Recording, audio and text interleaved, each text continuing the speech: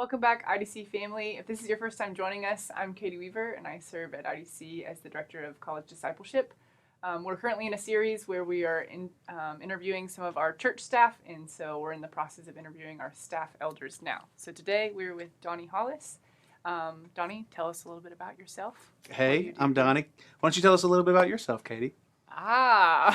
This is not how this is supposed to go. I serve here as the Director of College Discipleship and love this church and love this church family, and I'm honored to be here interviewing you. You've done such a great job.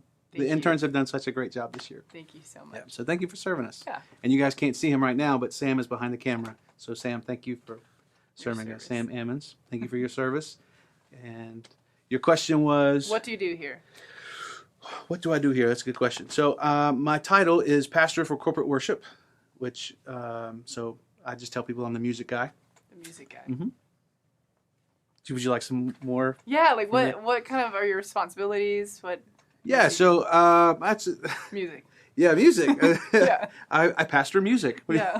Right. No, so I'm one of the pastors and enjoy overseeing the sheep, the flock here at IDC, and one of my tools to do that is through corporate worship. So to shepherd the body, I like to use that in order to care for them, teach them, hopefully guard them, feed them, and so a lot of what my job is really those two things. So caring for people on a one-on-one sense with doing some counseling or pastoral care directly that way, or in a macro sense, caring for people from the stage. Yeah. Hopefully. Awesome. Yeah. Awesome. And sometimes I get the opportunity to sing in the choir, so I get to you do. serve under Donnie's leadership, and that has been a really sweet gift.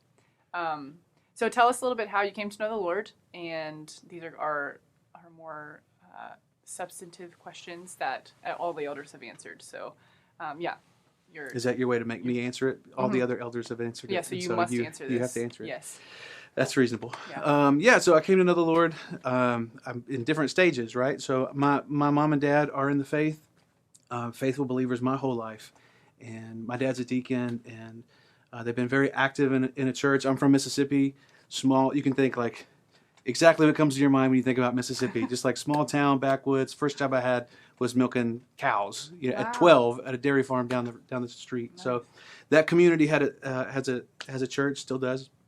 Mount Zion Baptist Church, and my parents are still active there today. But I grew up in mom and dad's home, and they did a great job loving me and my sister and bringing us to church and telling us about God and about Jesus. And really the culmination of that was by the time I was 7, I realized that I was a sinner and that I wasn't going to be with mommy and dad, when I died if I didn't get baptized. Right.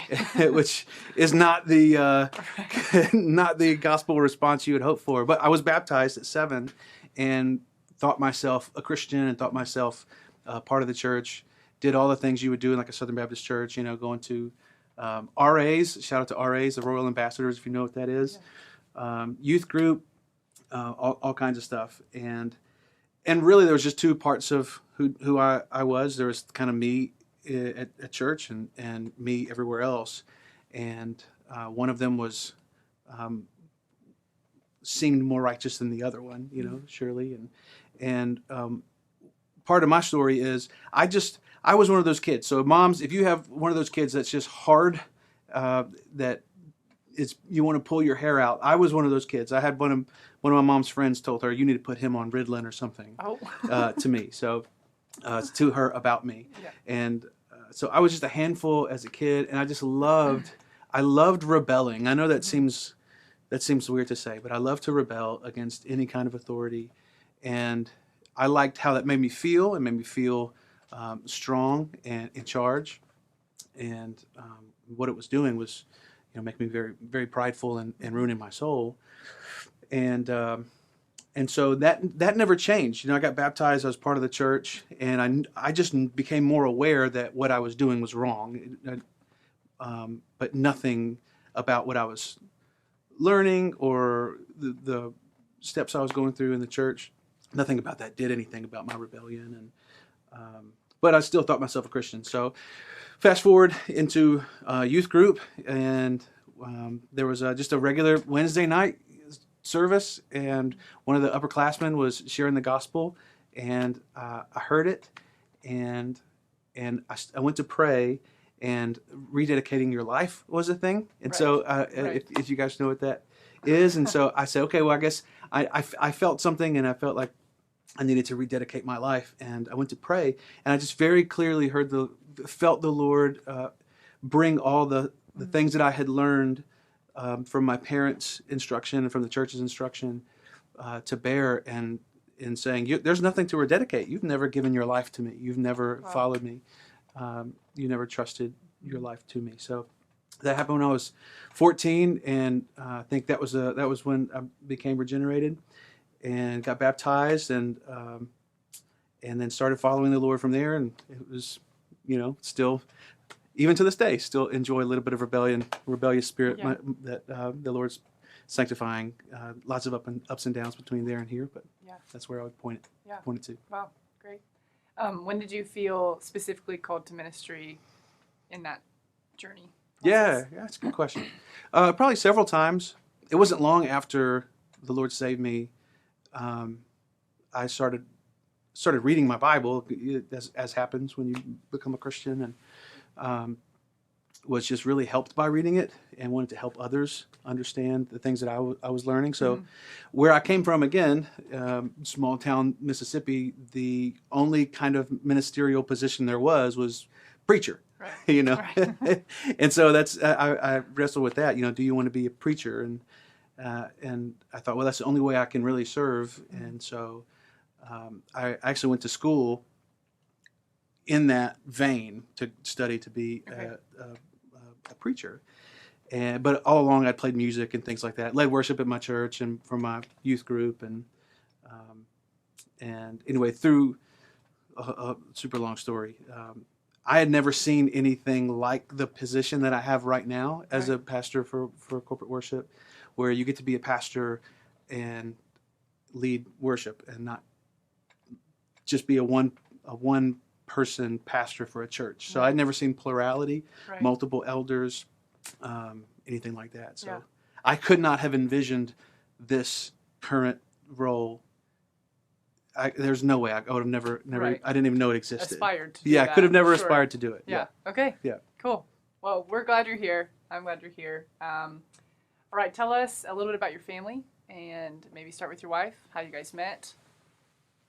Yeah. So, I'm, my wife is Megan, and we've been married for 14 years, and we met. So we met the first time in college. I was at a BSU. I don't know if a Baptist Student Union, BCM here, and I saw this girl. I had gone off to college for my first year, came back for my second year, and she was there. Thought she was cute, and went up to her and started talking to her. Was very cocky. I was very arrogant, and we were having a good enough conversation, and I asked her what your major is going to be, and she said, I'm going to be a pharmacist. Well, I'd already gone off to school and come back to a junior college and changed my major, 8 different times. Right. And so I just thought it would be funny, and whatever, to say, well, what's your next major going to be? After you don't. After you decide not to do pharmacy. And she did not think that was funny.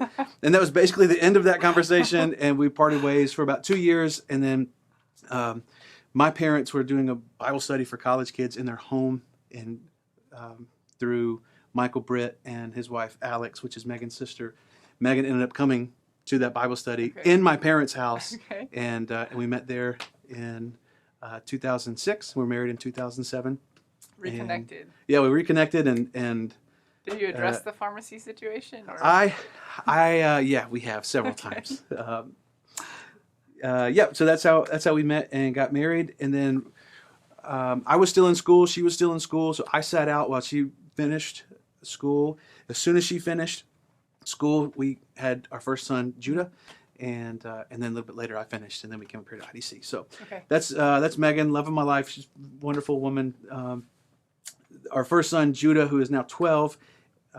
You said to say something about Yeah, each go one ahead of and them? tell Is us that about your okay? kids and then a fun fact about each of them, which might be easy to do as you They introduce have to them. be sequential. Yeah. So I've got 5 kids, and the first one is Judah, not Judas, Judah, Great. though people call him Judas Oh. a lot. He is incredibly smart, 12-year-old boy who has basically a photographic memory and is already smarter than I am now, much less than I was at his age. So very tender and kind to his siblings.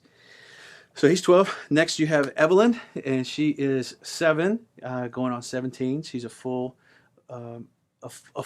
feeler. She loves love and everything that comes along with that. She's a very, very interesting place in our family lineup, and it's just a really sweet girl. First daughter, so sweet, Right.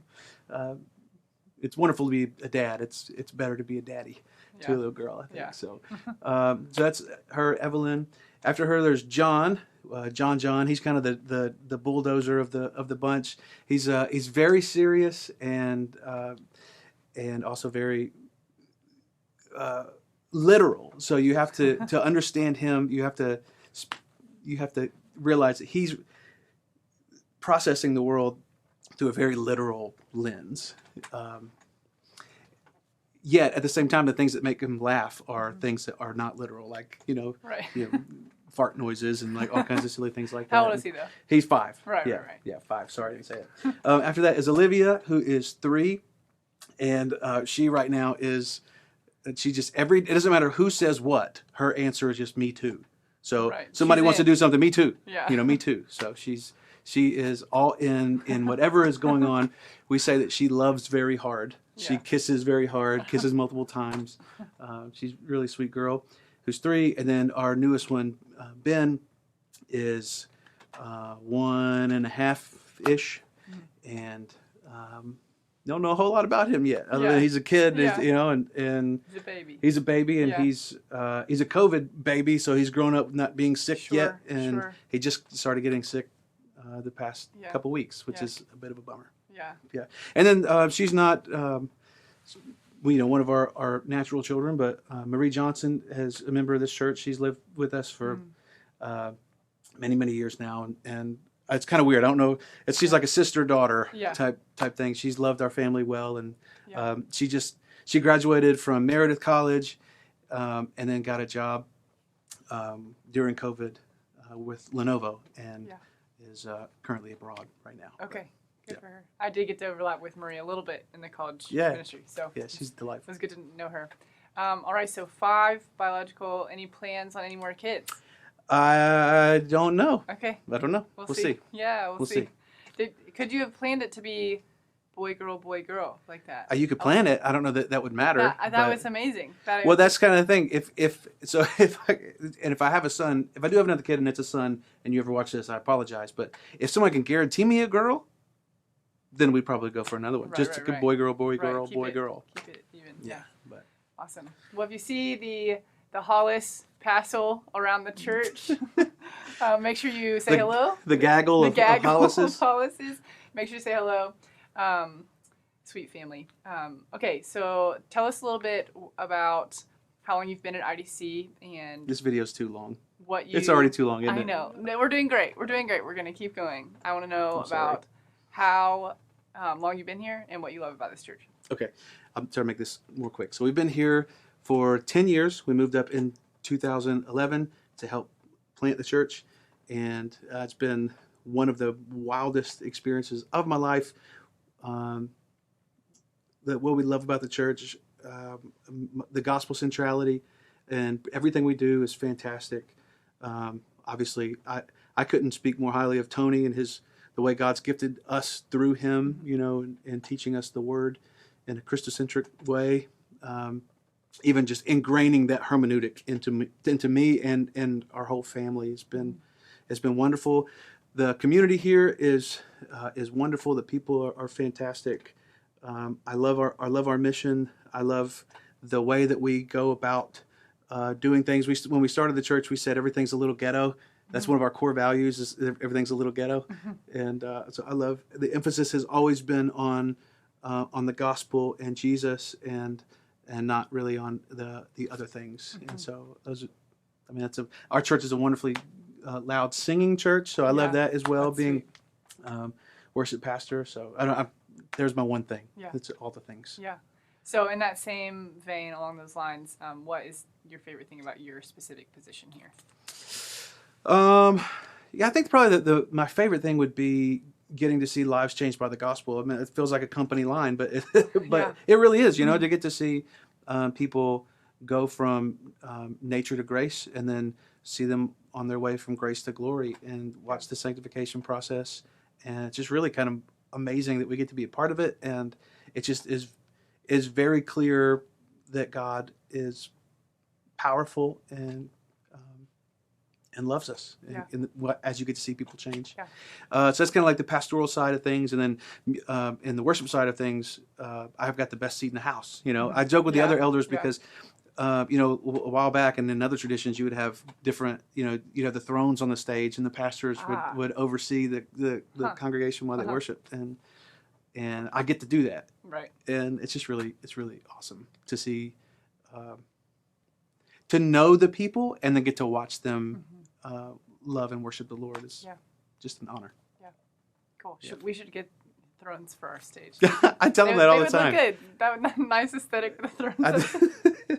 Well, you were in the choir. Yeah. So you understand, getting to look out and see sweet. everybody, and you're trying to encourage them, but you just get encouraged by the saints singing. So awesome. Very good. Well, you had a hard role because you have so many children, so that's a lot to work through to say everything about them, but that's great. We will transition to some more rapid fire questions here, so they can be as long or as short as you want them to be. They'll be short. Favorite band in high school? So I didn't. I saw that question. I don't really have a good answer. Taking Back Sunday. That's the best answer I have. Okay. Taking Back Sunday. That's a band. Was a band. Okay. Yeah. At least. It sounds like a song. But I got into. It was more like the 70s, like 70s, 80s. Yeah. I started in the high school. Started to open up my musical palette to different decades. Cool. Donnie, very talented and gifted musician, plays multiple instruments. What is your favorite instrument to play?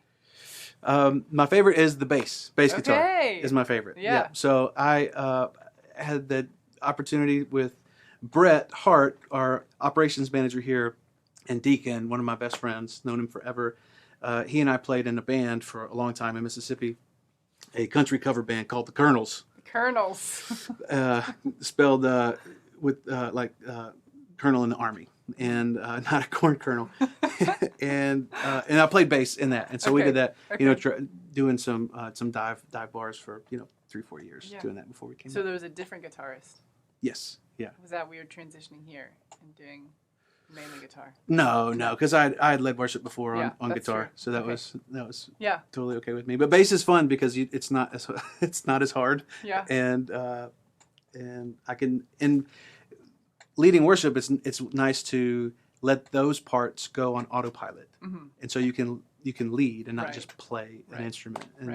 And so with bass, it was pretty easy to go on autopilot musically. Yeah. Cool.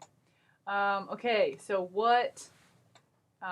So Donnie has had multiple hair stages, but we're currently in long hair stage. Yeah. So what made you want to grow it out? I told you, rebellion. I just love. That's right. I just love being just because I can. Yeah.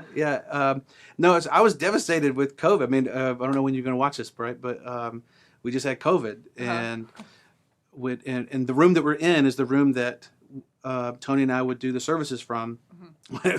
While everybody was at home, and it was great to be with him, but terrible to be away from the church, and we were in that for so long, it just became normal, and I wanted something for myself to kind of mark, like every time you look in the mirror, your hair is long, which is abnormal. This season is abnormal, and so just even for my own heart and marking where we are as a church, that people are still, or it's like you can watch things online, and it's just we're doing this online, like everything. It's a weird thing. So I said, whenever things get back to normal, then I'll cut it. Yeah. And things aren't back to normal. They're back to normal enough to cut it, probably. But I went to cut it. Like it. Well, I went to cut it the other day, and Megan said, "No, that's fine. Just leave it." Ah. Good. So it is what it is. Once Yeah. you can pull it back, then it doesn't really Right. matter. That's right. Yeah. That's right. So it's pretty Um, easy now. Great. Okay, so last question. Donnie shares an office with Kent, who you've previously seen in an interview. What is one thing that you've learned about Kent through sharing an office with him? Kent is he has the quickest wit of anybody I've ever known. And he is hilarious. He's so dry. Like, Yeah. I feel like with everybody else, but he is a hilarious human being. And he has a memory for movies that is unmatched.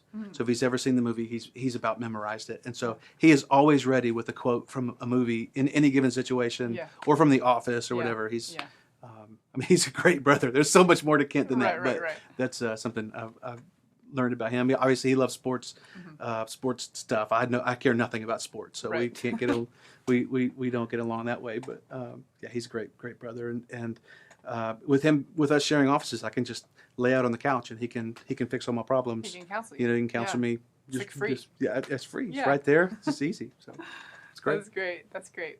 Well, that's all I have today. Donnie, thank you for sitting down with us, answering some questions, allowing our church to get to know you a little bit better. So thank you guys for joining us, and we'll see you again next time.